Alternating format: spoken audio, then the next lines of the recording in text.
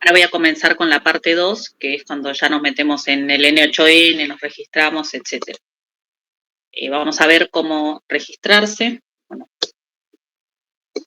acá, ¿sí? Para registrarnos en N8N, primero vamos a ir a esta página, que es la página oficial de n8n.io, ¿sí? Y nos va a aparecer estos dos botones, cualquiera de los dos, donde nosotros vamos a poder registrar.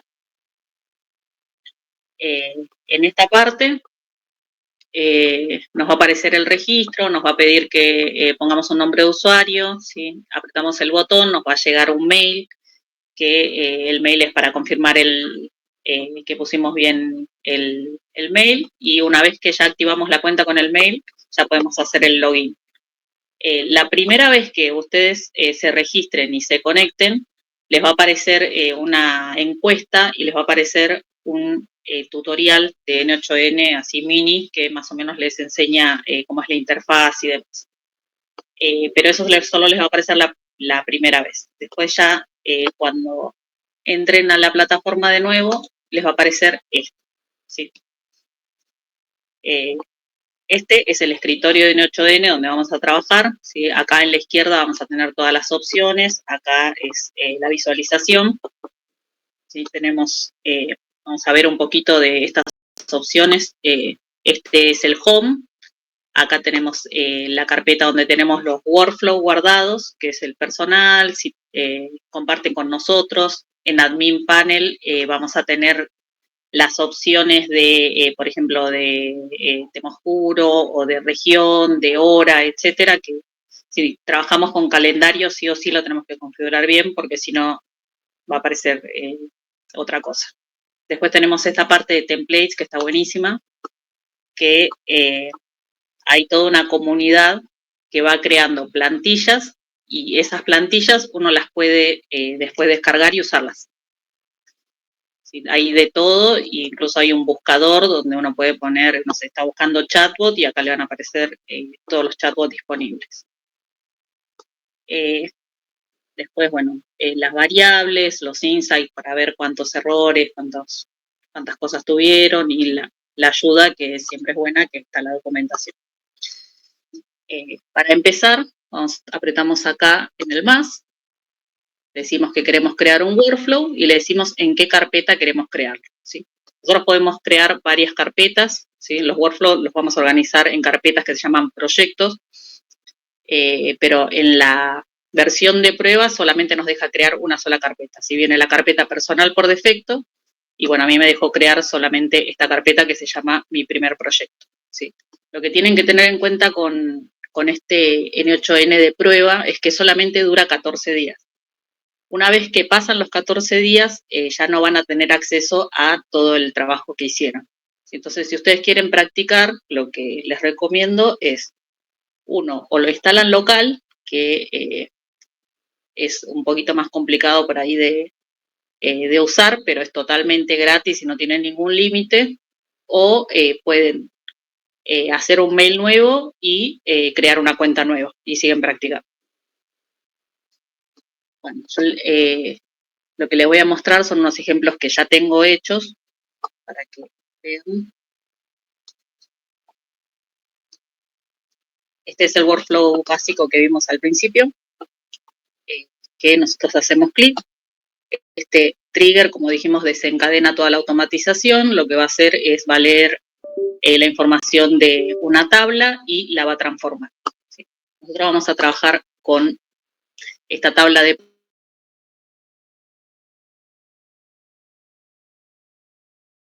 prueba, clientes que tiene sexo, email, qué compañía trabajan, país y una columna de números que sería la compra que hicieron, o el valor del ticket que compraron. Sí, también tiene una columna de ID.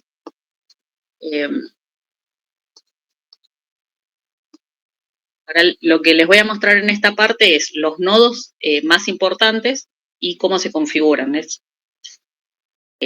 Nosotros dijimos que para entrar a cada nodo, bueno, primero lo vamos a ejecutar y vamos a ver.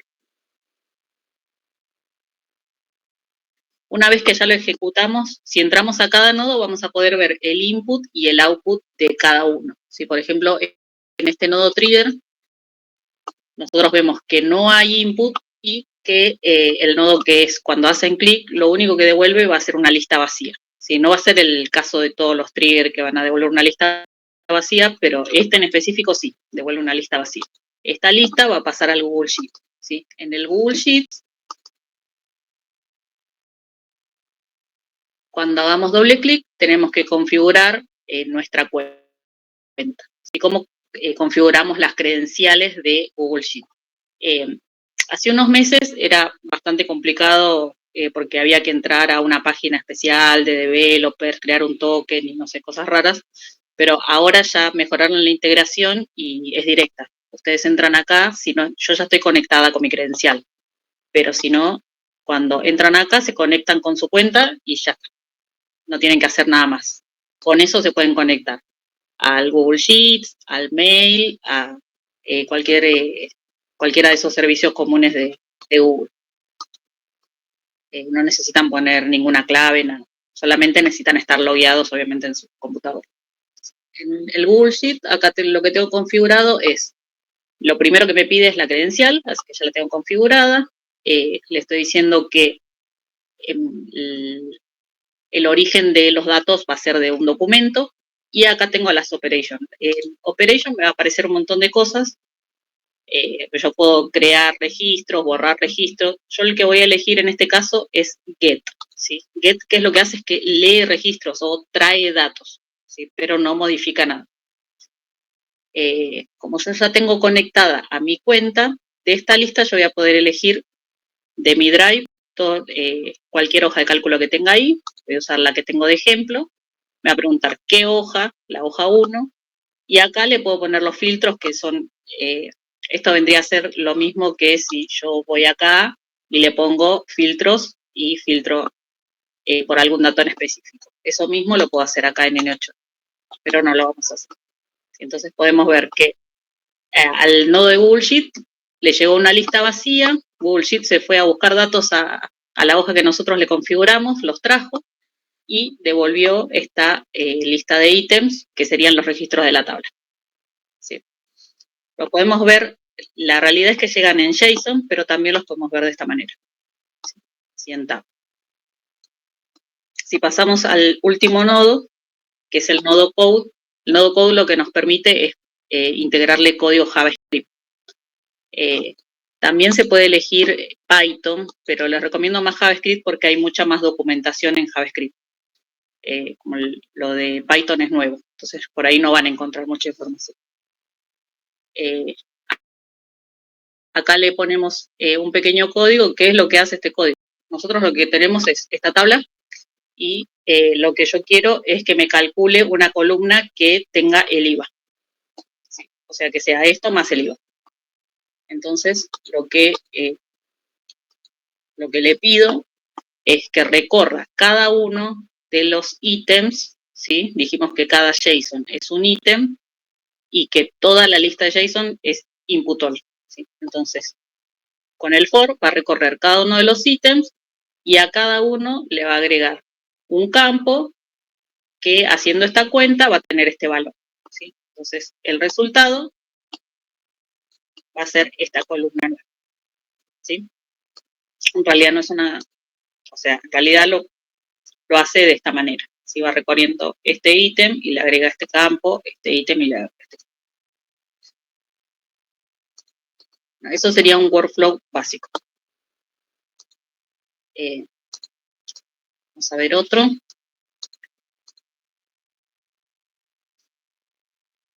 En este workflow lo que vamos a ver es un montón de los nodos básicos también y qué hace cada uno. Lo que queremos hacer con este workflow es en una hora predeterminada que hayamos programado, que extraiga los datos de la tabla que estamos usando de ejemplo, que espere un ratito. Esto es útil, por ejemplo, si estamos usando algún programa o algo que tarda en cargar, si vamos a necesitar agregar una pausa. Yo lo puse por fines didácticos porque no lo necesitaba. Después el nodo edit va a mapear datos, ¿sí? Yo voy a recibir una tabla que va a tener una estructura, unas columnas determinadas, y yo con el edit le voy a decir, bueno, a la columna nombre, mapeamela a otra columna que se llame, no sé, el nombre. Después la vamos a pasar por un filtro. Este nodo filtro funciona igual también que el de Excel o el de Google Sheet, que le decimos, bueno, si cumple la condición, que pase. Nosotros acá lo que le vamos a pedir en el nodo filtro es que nos filtre a todas las mujeres, ¿sí? Que se quede solo con las mujeres. Después acá agregamos un nodo if, que lo que hace es que a las mujeres que filtró va a dividir, ¿sí? Nosotros tenemos esta tabla, acá va a filtrar solo a las mujeres, y de esas mujeres va a dividir en dos el if. Va a dividir por un lado las que tienen mail empresarial, que vamos a hacer de cuenta que son las que dicen example.com, y por otro lado va a separar a las que tienen mail personal, que vamos a hacer de cuenta que son las que terminan en Hotmail o en Gmail, ¿sí? Entonces, una vez que ya lo editó, ya lo filtró, ya filtró por mujeres, ya se fijó si es personal o no es personal. Si es personal, no va a hacer nada, pero si es empresarial, yo le voy a decir que me ponga todo en un solo ítem, ¿sí? Como que lo achique, lo ponga en un solo mensaje y me lo manda a Slack. ¿A Slack lo conocen? ¿No? Slack es un mensajero, es parecido a Discord. Es como un chat, ¿sí? Es súper fácil de usar, o sea, no entra a la página de slack.com, se loguea con la cuenta de Google y ya le aparece un chat para usar. Y uno se puede unir a diferentes chats. Generalmente lo usan en el ámbito empresarial. Es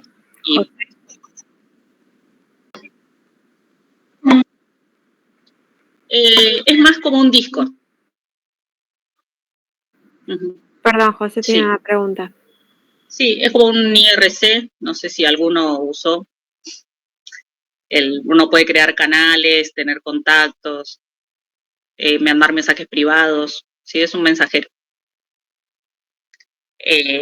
Bueno, yo lo que le estoy pidiendo acá en este flujo es que cuando termine me mande los mails que le pedí por un mensaje de Slack. Vamos a probarlo.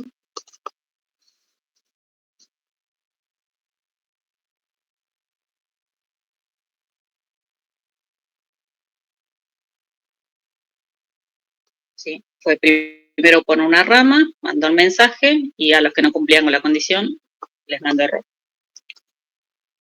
Si yo voy a mi Slack, acá me llegó este mensaje. ¿Sí? Eso lo podemos, se puede adaptar a Telegram, a WhatsApp, a Instagram, ¿sí? A cualquier API que ustedes quieran. Slack tiene una integración súper fácil porque, como les digo, ustedes la ponen, lo mismo que Google, se conectan y ya funciona. No necesitan sacar token ni nada. Bueno, vamos a ver cómo se configura cada uno de estos nodos, ¿sí? El schedule trigger, dijimos que es trigger, entonces no tiene input, pero va a tener, a diferencia del que era el botoncito, este sí tiene output, ¿sí? Va a decir toda la configuración que nosotros le pusimos, la va a poner acá. ¿Sí? Nosotros le podemos decir que sea por días, por segundos, por minutos, por hora, que se active. Después, bueno, algo que tienen que tener en cuenta es que, por ejemplo, es muy cómodo si nosotros tenemos una automatización y queremos que funcione sola, poner, bueno, que cada un minuto revise. Pero, ¿qué pasa? La versión, tanto la de prueba como la paga, tiene un límite de ejecuciones. Entonces, si nosotros ponemos que haga una ejecución cada un minuto, lo que va a pasar es que en un día nos vamos a quedar sin ejecuciones, ¿sí? Y cada plan que nosotros elijamos de N8N es por cantidad de ejecuciones. Entonces tenemos que como administrarlas. Estábamos acá en el nodo schedule, que nos da estos datos. Estos datos de output van a pasar como input al Google Sheet. El Google Sheet sabemos cómo se configura. transforma esos datos, va a devolver esta tabla pasa al nodo wait, el nodo wait no hace nada más que esperar el tiempo que yo le ponga. ¿Sí? Pasa los mismos datos, ¿sí? Va a pasar a este otro nodo que es edit fields.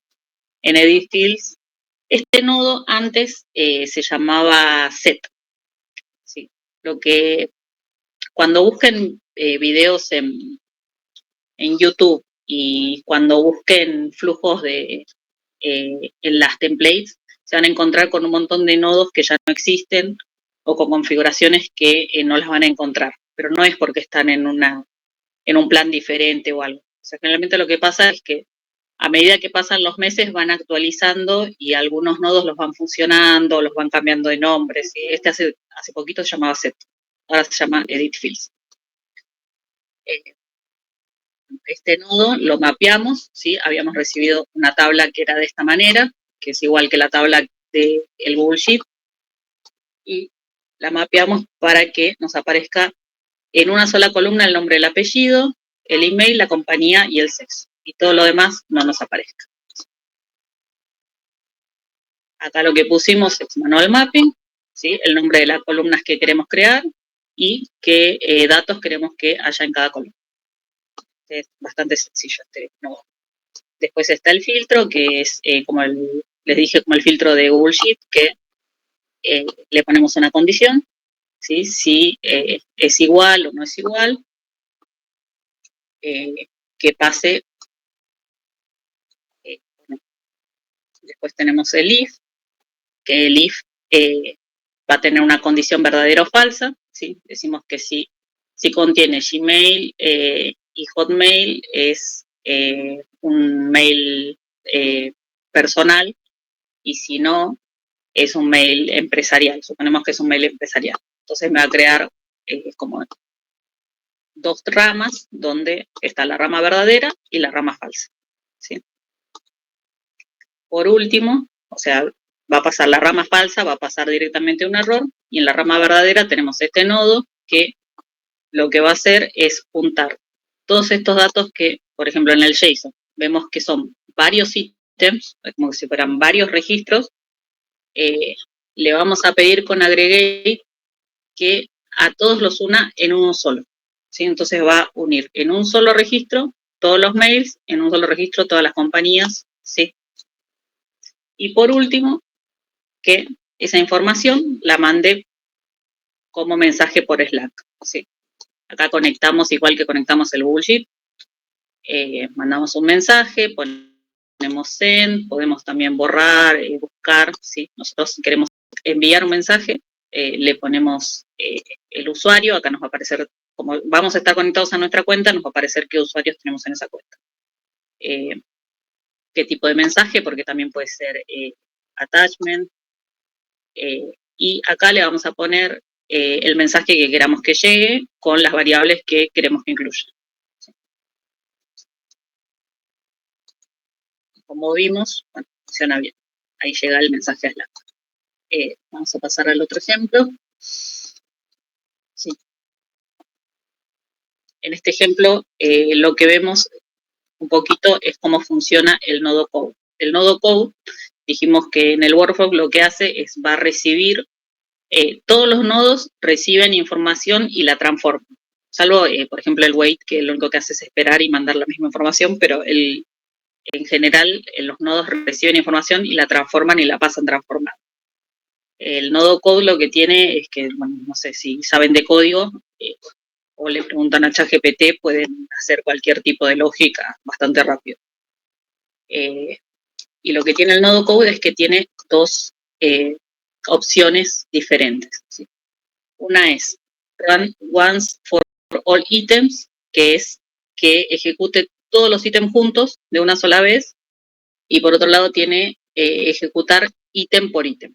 ¿Sí? ¿En qué caso vamos a usar cada uno?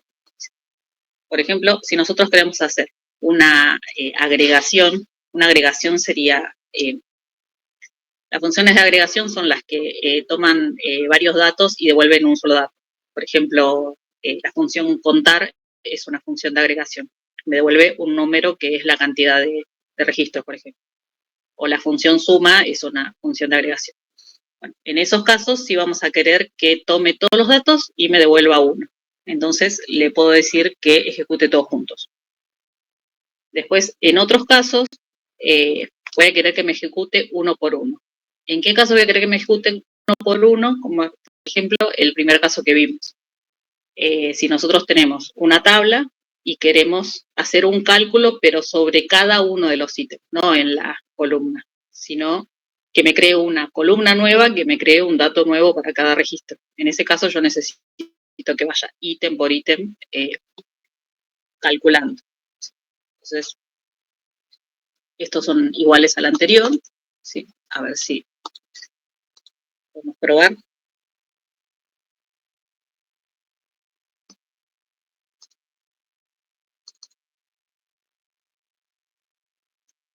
Sí, por ejemplo, esta que es una función de agregación, le decimos que nos sume toda la columna y nos da este número. En este caso, que lo hacemos ítem por ítem, ¿sí? Vamos a recibir esta tabla, la podemos ver así, y nos va a devolver esta otra, que va a tener esta columna. Una cosa que también quiero marcar es que cuando yo hago el code, y, por ejemplo, o sea, yo recibí un JSON, o sea, yo acá no estoy trabajando sobre el JIT. Acá, este nodo trajo información y la transformó en JSON. Y después pasó por este nodo y este nodo la transformó en otro JSON. Si yo quisiera que esa columna, esa información que se creó, vuelva al Google Sheet, tendría que poner otro nodo de Google Sheet que cree la columna. ¿Sí? Acá no estoy creando ninguna columna. Estoy transformando los datos que me vino de este nodo. ¿Se entendió?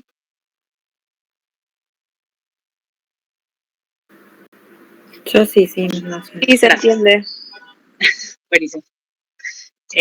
Veo... Perdón, chicos, que a veces me enredo un poco. Este es otro nodo que quiero que vean. Este nodo, loop, hace lo que haría un for. Pero, como les decía antes, que se actualiza y van cambiando, antes había un nodo que se llamaba split in batches. ¿Qué sería? Que toma un montón de nodos. Bueno, ahora lo muestro con el ejemplo que se entiende mejor. Nosotros acá ejecutamos o sea, inicializamos el workflow, extraemos los datos, ¿sí? Que va a ser esta tabla de 9 registros, y vamos a agregar acá un bucle. ¿Qué va a hacer este bucle? Va a tomar un registro, lo va a transformar, me lo manda por mail, espera un ratito, vuelve. Tiene memoria, ¿sí? Va al segundo registro, lo transforma, lo manda por mail, espera un ratito y vuelve. ¿Sí? Es más o menos lo que haría un for, por ejemplo. Pero ¿qué particularidad tiene? Sí, que antes había un nodo loop y un nodo splitting batches separado. Y ahora es todo lo mismo, porque básicamente lo que hacen es lo mismo. ¿Sí? Si yo entro acá a la configuración y le pongo 1, es un bucle común.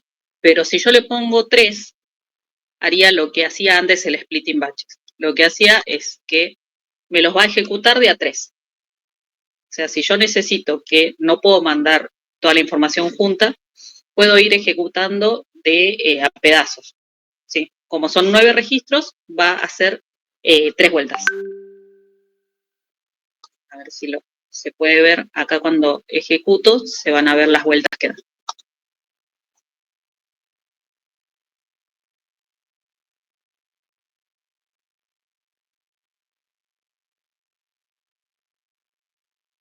La segunda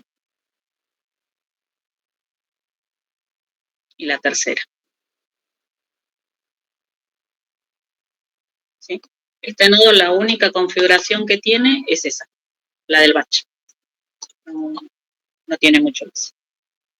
Y lo que le dije es que agarre de a 3 ítems, me mande un mail, agarre otros 3 ítems, me mande un mail, y agarre otros 3 ítems, me mande un mail. a ver cómo quedó, si los recibió o no. Ahí está, ¿sí? Recibí 3 mails, porque dio 3 vueltas. Vamos a ver el otro.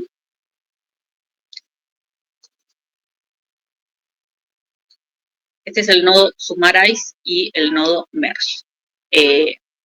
Esto no son más que el mismo nodo, pero con diferentes configuraciones para que puedan ver diferentes ejemplos.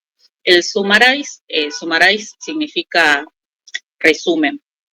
La traducción exacta es resumen. Y lo que hace es lo que les decía antes de la función de agregación. ¿Sí? Generalmente se usa para cuando yo quiero unir varios datos y obtener un solo resultado. Por ejemplo, si haríamos un promedio, sería una función de agregación. O si hacemos un contar, sería otra función de agregación. Después, por otro lado, tenemos el merge. ¿Sí? El merge lo que hace es juntar 2 tablas, por ejemplo. Sería lo que haría un join de SQL. Por acá tengo el ejemplo.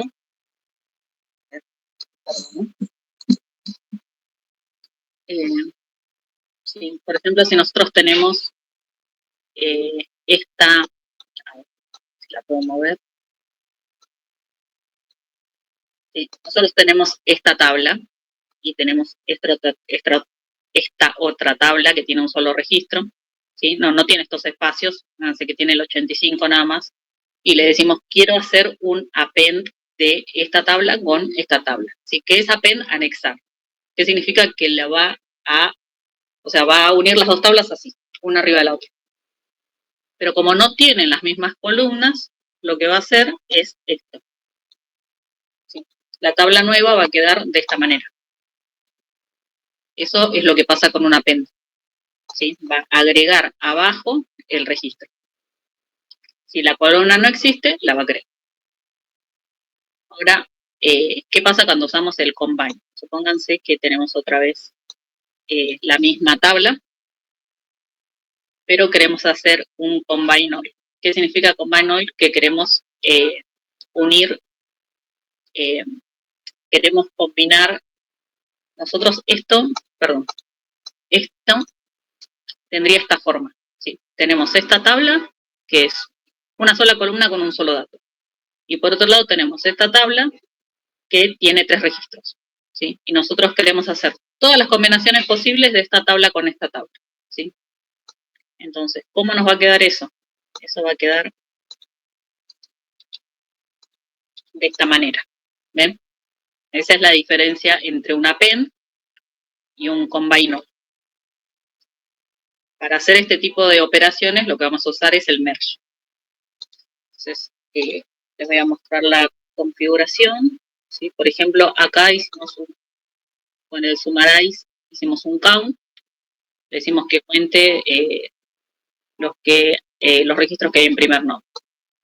En este otro ejemplo, le dijimos que sume todos los valores que hay de las ventas. En este otro, hicimos una concatenación. ¿Sí? Que lo que hizo es a todos los datos de una columna, los unió concatenados, separados por coma, en un ítem. Y después merge hizo lo que les mostré allá. Algo que tiene merge es que, como estoy uniendo 2 tablas, ¿sí? Va a tener por lo menos 2 entradas. ¿Sí? Siempre tiene que tener 2 inputs. Porque si no, no vas a saber qué unir. Y la salida va a ser una sola. A ver si lo probamos. Y vemos. ¿Sí? Si vamos por este camino, por ejemplo, bueno, acá se ejecutó todo el workflow, acá extrajo los datos de Google Sheet, los transformó en JSON, se los mandó a Summarize. Summarize recibió toda esta tabla. Y esta tabla, como le aplicamos el count, solamente va a devolver un número. ¿Sí? Cuando pasamos al merge, el merge está recibiendo dos ramas. La tabla entera y la tabla, el count, ¿sí? Que es un solo número. Y al recibir estas dos, está creando una tabla nueva. ¿Sí? Que como dijimos, cuando ponemos combine all, lo que pasa es esto. Hace todas las combinaciones posibles entre las dos tablas. En este caso, que es el append, hicimos nosotros una suma. Entonces, este merge, que es el que va a unir dos tablas, nos va a unir esta tabla de suma, que nos va a dar un numerito, con la tabla original. Perdón,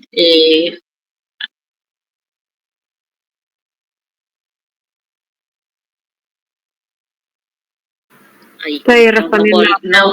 No leo el chat. Yo estoy respondiendo a las preguntas. Ah, perdón. Porque como está en el celular me parece chiquito y acá estoy compartiendo pantalla, por eso no veo. Pero cualquier cosa me dice. Ese es el nodo summarize y el nodo merge.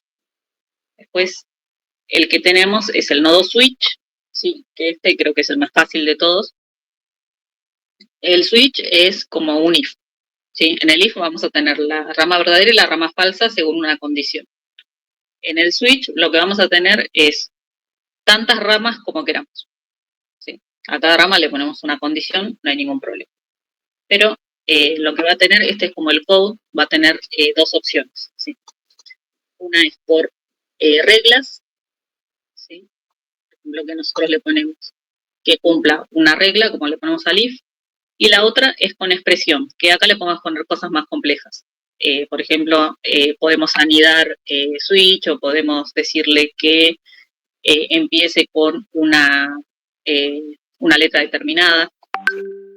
Y la expresión tiene que tener esta forma, no sé si se ve bien, que es la condición separada con un signo de pregunta, el valor verdadero, el valor falso, separados con dos puntos, ¿sí? Esta es parecida a, si usan Excel, a la función si de Excel, ¿sí? Bastante parecida. Y según las ramas lo pueden ir anidando. Vamos a probarlo.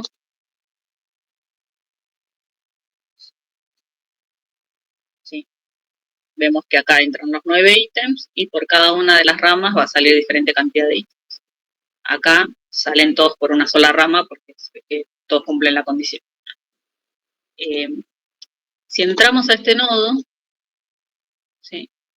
En la configuración nos vamos a encontrar que en Routing Rules le vamos a poner las ramas que queremos, qué condición queremos que cumpla esa rama, ¿sí? Por ejemplo, queremos que una de las ramas sea vaya toda la información cuando el país es igual a Argentina. Después, en la otra rama, que va a ser la 1, cuando el país sea Paraguay. Pero después, ¿qué pasa con todas las que no cumplen? ¿Sí? Nosotros tenemos dos opciones. O las ponemos en una rama aparte, que sea todas las que no cumplen, o no la ponemos, ¿sí? Para ponerla, tenemos que ir acá abajo, donde dice fallback output, y poner extra output. O sea, que cree una rama específica para todo eso que no cumple con las condiciones, ¿sí? Entonces, en este caso, me va a crear, como yo activé esto, 3 ramas. La 0, la 1 y la fallback.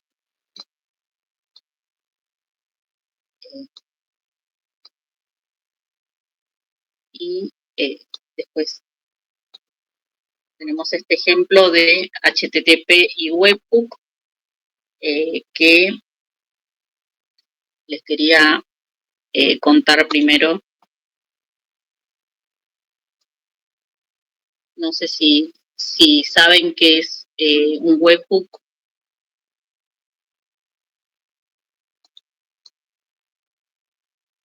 ¿Alguno sabe? No, ni idea. ¿No? Bueno, lo revisamos. Es bastante sencillo de entender, no tanto de aplicar, pero a ver. Bueno, primero, o sea, vamos a revisar dos conceptos. Uno que es una API, otro que es un webhook, y vamos a ver las diferencias entre los dos, ¿sí? Nosotros, la API es una interfaz que vamos a decir que es un intermediario. ¿Sí? Les leo un poquito lo que dice acá. La API recibe una solicitud, similar a como un mozo toma un pedido de un cliente para transmitirlo al chef. La API recoge y procesa la respuesta y luego la devuelve como lo haría un mozo al devolver el plato terminado del chef al cliente. ¿Sí? ¿Qué significa? O sea, nosotros tenemos cliente, API y servidor. ¿Sí? El cliente le va a hacer un pedido a la API, que es el intermediario. ¿Sí? Y la API es la que se va a comunicar con el servidor. ¿Sí? El servidor va a procesar todo lo que tenga que procesar, va a devolver una respuesta y la API es la que nos va a devolver la respuesta. ¿Sí? Nosotros no nos vamos a comunicar con el servidor, nos vamos a comunicar con la API. Entonces tenemos que aprender a comunicarnos con la API. El problema de esto es que cada API tiene un idioma diferente. Entonces, cada API va a tener una documentación específica donde especifica cuáles son los endpoints, en qué URL hay que entrar, cómo hay que pedirle los datos a esa URL para que nos conteste, ¿sí? O sea, nos va a explicar cómo hacer el request para que nos llegue la respuesta, ¿sí? Ahora, por otro lado, ¿qué es un webhook? ¿Sí? El webhook es como un timbre que está conectado a una URL que está en espera. Cuando alguien lo pulsa, es decir, se detecta una acción, se dispara una respuesta automática, como cuando un hombre abre la puerta al escuchar. ¿Sí?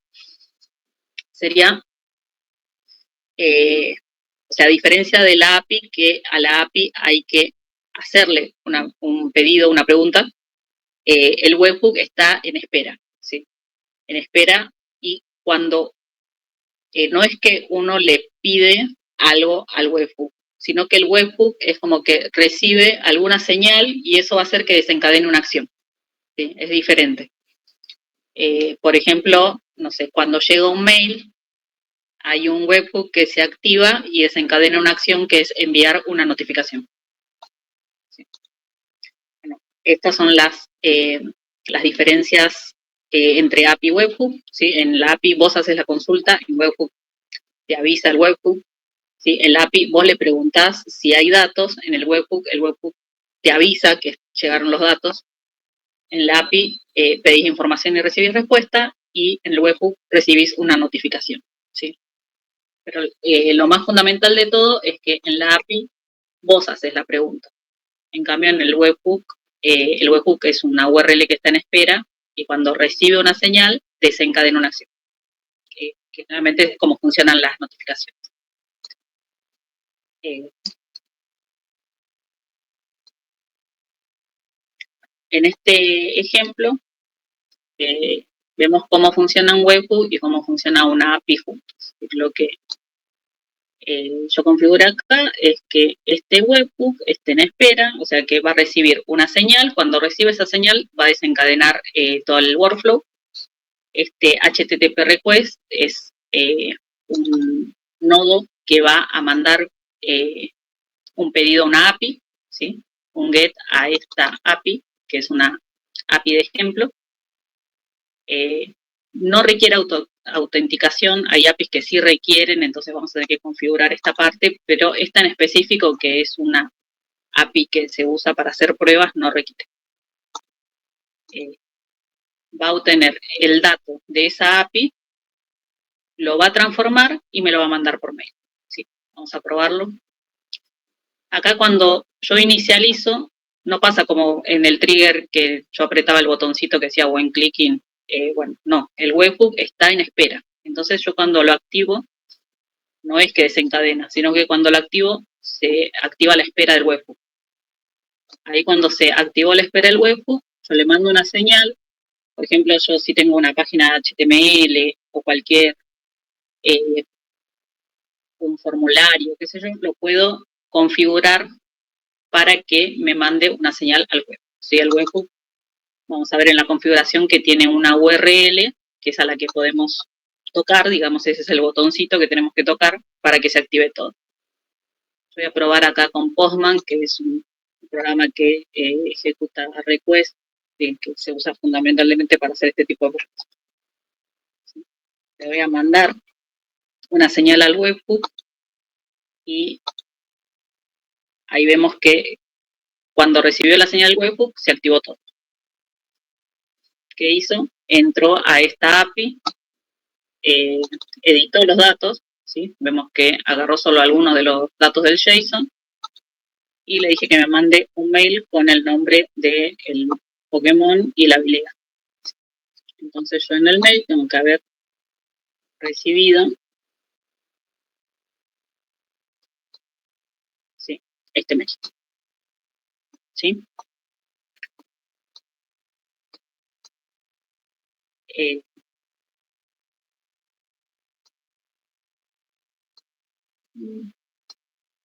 Bueno, este es el final de la segunda parte, que vamos a hacer un pequeño descansito de 5 minutos y después vamos a seguir con los 3 ejemplos que faltan, que son los 3 ejemplos de agente.